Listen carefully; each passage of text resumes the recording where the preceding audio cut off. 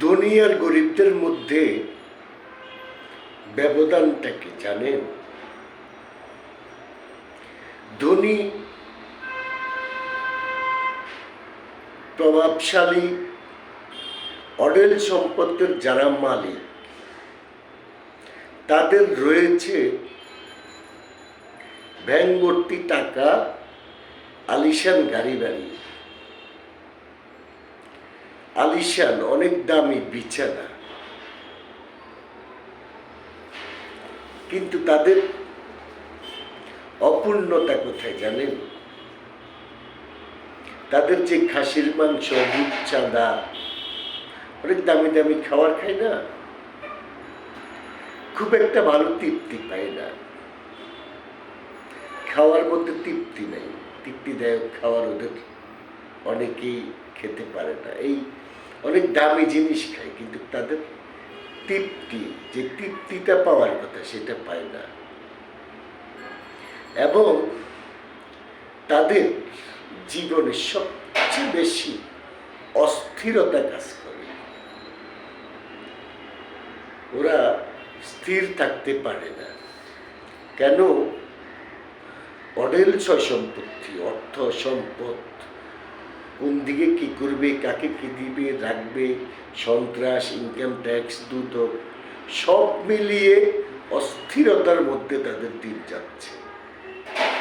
আর রাতের ঘুমটা না, অনেক দামি বিছানা,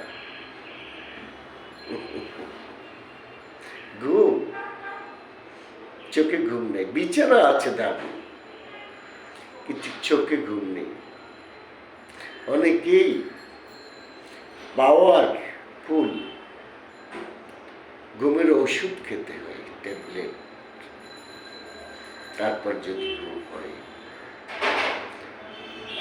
আর এই শহরে যারা খুব গরিব মানুষ, সারাদিন খেটে খেটে মাথার ঘাম পায়ে পেলে অর্থ সংকটে দুঃখে দুঃখে দিন কাটাচ্ছে, তাদের জন্য রয়েছে তাদের ডাল শাক, ডাল ভাতের মধ্যে যে তৃপ্তি রয়েছে, এটা ওই ধনীর খাসির মাংস আর রূপচাঁদাতে নেই। ইচ্ছা মতো অনেকগুলো ভাত খেতে পারে এই দরিদ্র মানুষ, তৃপ্তিদায়ক। এবং এই দরিদ্র মানুষগুলোর মধ্যে অস্থিরতা কম। তার অস্থিরতার কারণ নেই তো, তার তো মানে বাড়ি, গাড়ি, মেল, ফ্যাক্টরি, ব্যাংক ভর্তি টাকা নেই তো।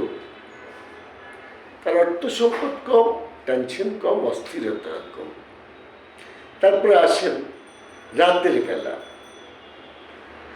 দামি বিছানা নেই, কোনোভাবে একটু মাথায় গোজার জায়গা, এক শোয়ার সাথে সাথে, শুয়ে যাওয়ার সাথে সাথে যে আরামদায়ক ঘুম আল্লাহ পাকের পক্ষ থেকে তারা পায়, এটা কোনো রাষ্ট্রীয় প্রধানও অনেক সময় হয়তো পায় না। এটা হচ্ছে ধনী গরিবের মধ্যে তফাৎ, ব্যবধান। কিন্তু আল্লাহ পাক পরিপূর্ণ সুখ এই পৃথিবীতে কাউকে দেয় নাই, কাউকে না। সর্বসুখে সুখী কাউকে আল্লাহ পাক করে নাই, কিছু না কিছু অপূর্ণতা রয়েই গেছে।